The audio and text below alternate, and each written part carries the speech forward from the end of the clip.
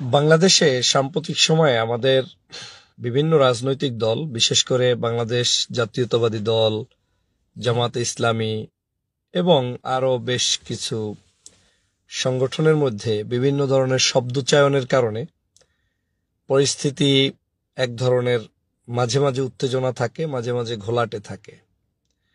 আমি সার্বজনীনভাবে আজকের এই লাইভটাতে কথা বলতে চাই এজন্য যে আসলে আমাদের এই ধরনের বক্তব্যে কি কি ইম্প্যাক্ট পড়তে পারে, ক্ষতির কারণ দাঁড়াতে পারে, সেটা আমি পর্যালোচনা করার চেষ্টা করব। প্রথমত হচ্ছে, বাংলাদেশের শেখ হাসিনার বিরুদ্ধে আমরা সবাই এক, কোনো সন্দেহ নাই।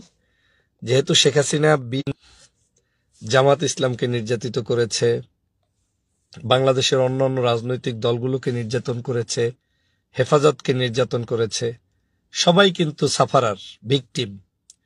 যেহেতু